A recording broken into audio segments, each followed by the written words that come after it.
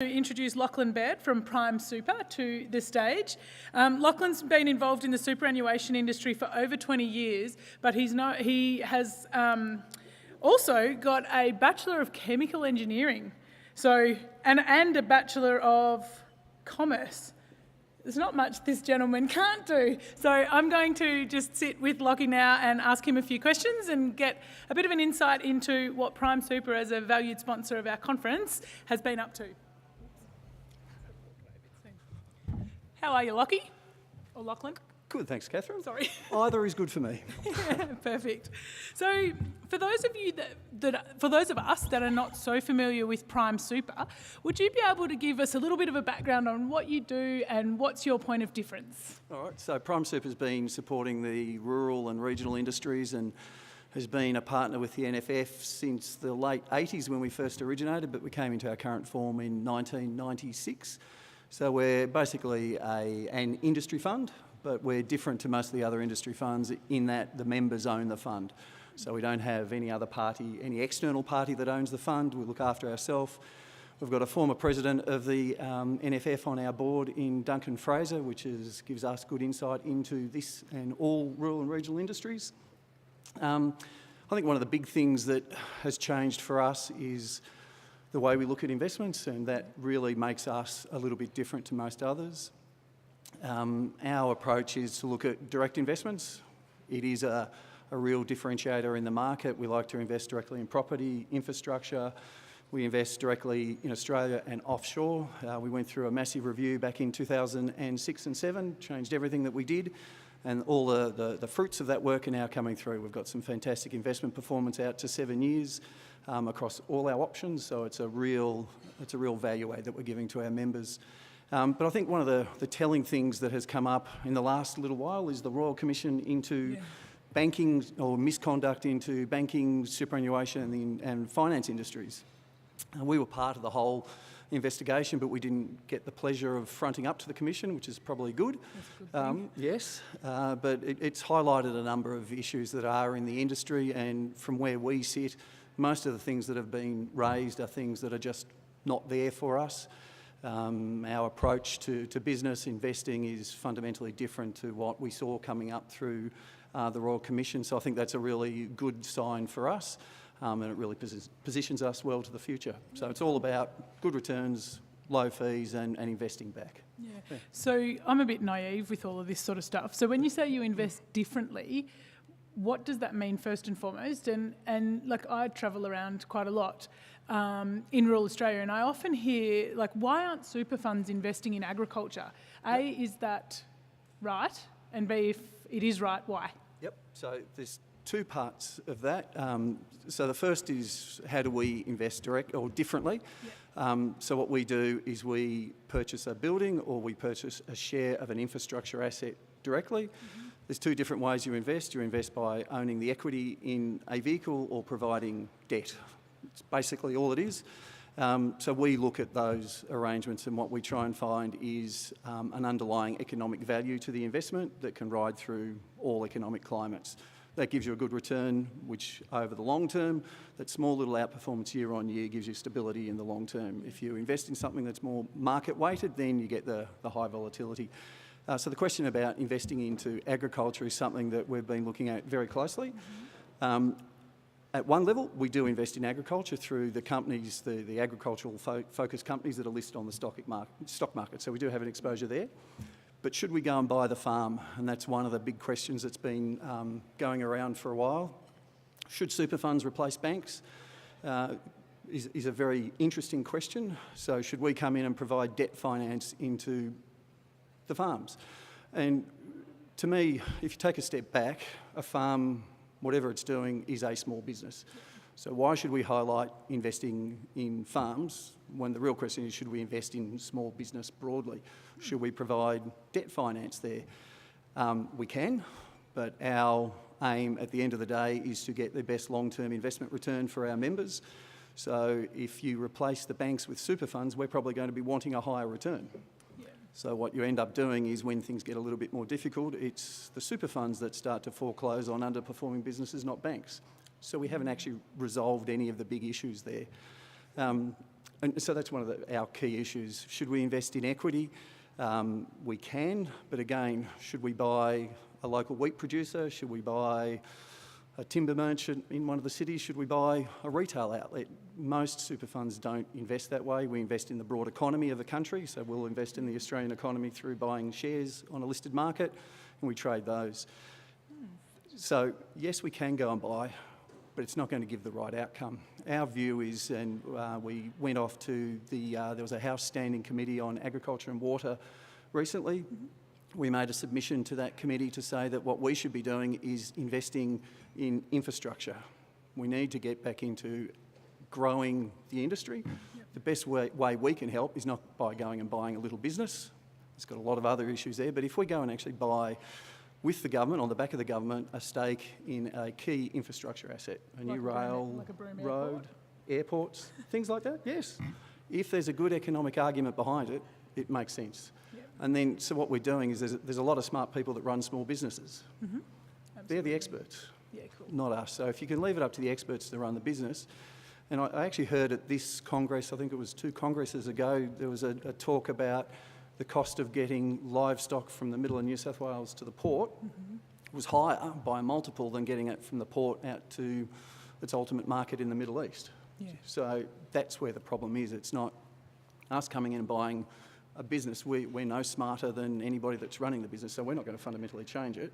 But if you can make infrastructure to get it off the farm, that makes it better.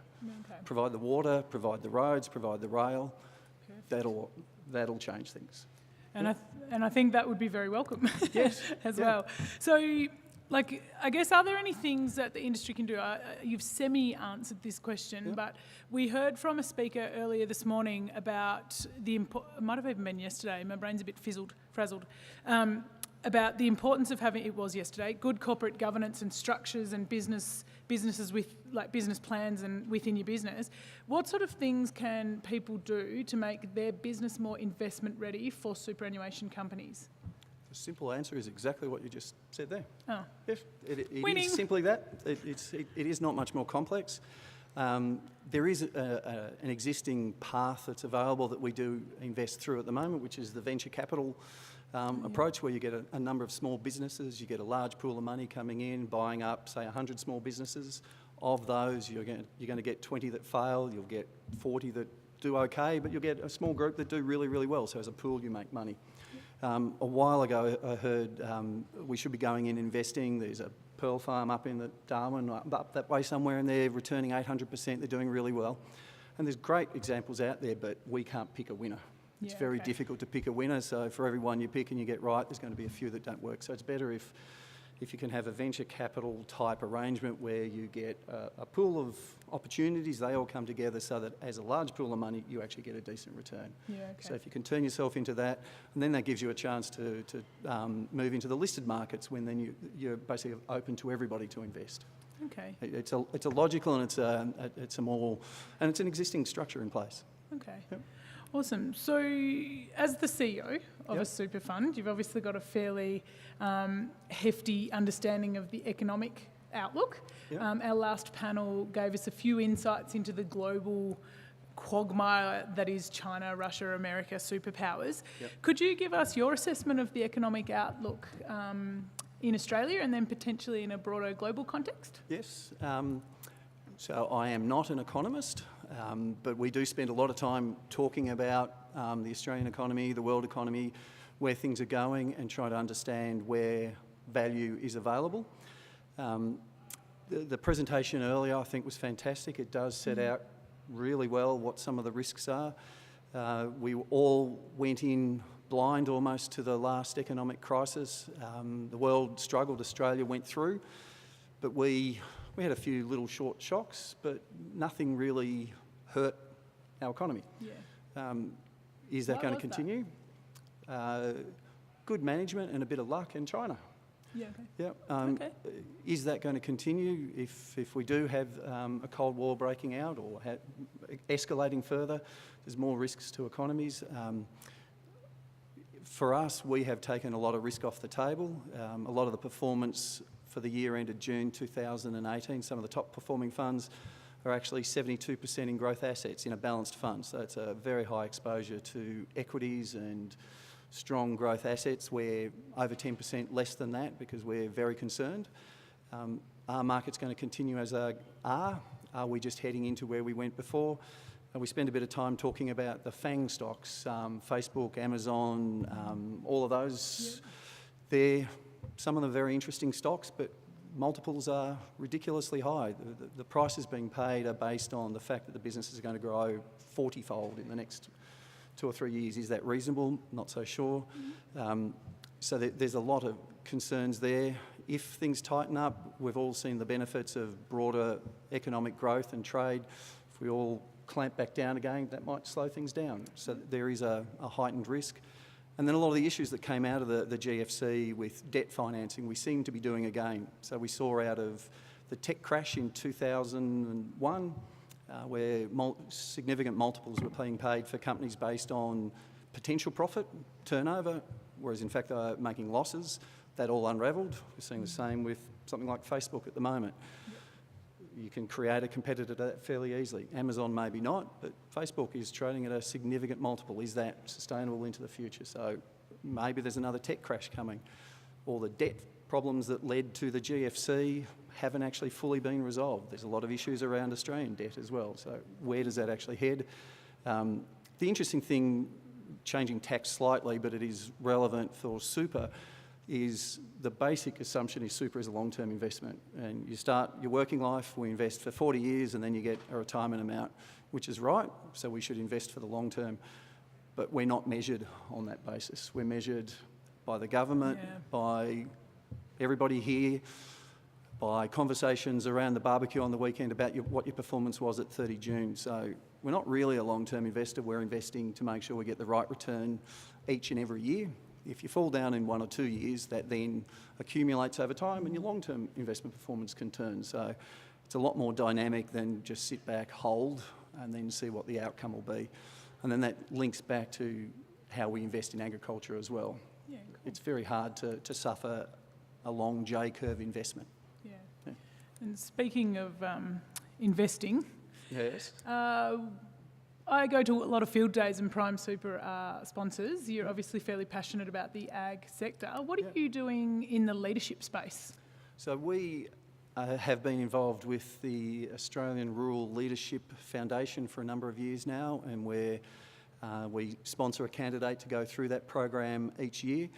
To me, leadership is fundamental for every good business. If you don't have somebody that understands the business and understands where they need to be, your business will flounder, it won't get where it needs to be. And that goes both from just a single company into the whole sector and then into the broader economy. So by us helping get some strong leaders coming out of rural and regional Australia, I think that will add a huge benefit to making it the important part of the economy and the country that it is. The stronger the leadership, the better the performance, the better the outcomes, and we will all be much better off. So we've had a number of people go through, and the thing that just always amazes me is just the quality of some of these people and how many amazing people there are out in the industries. We went through a merger a couple of years ago with the health industry plan, so we've got a good exposure into the health and aged care industries, and we've been picking leaders from those industries, and there's been some amazing people coming through. They've got their own Royal Commission coming up shortly into the aged care industry, so hopefully through this program, which puts them under a lot of stress, they'll be ready for it. Yeah, absolutely. Well, we've heard a little bit about the importance of values in everything that we do, and I think it's fairly clear to say that Prime Super shares the same values as NFF and probably most people in this room. So thank you for investing in this conference, but also in leadership in agriculture. It's a wonderful thing. You're going to be at the dinner tonight? Yes. I'll look forward to a frothy with you then. Yes, sounds good. Awesome. Please join me, everybody, in thanking Lachlan and Prime Super. Thank you. Thank you very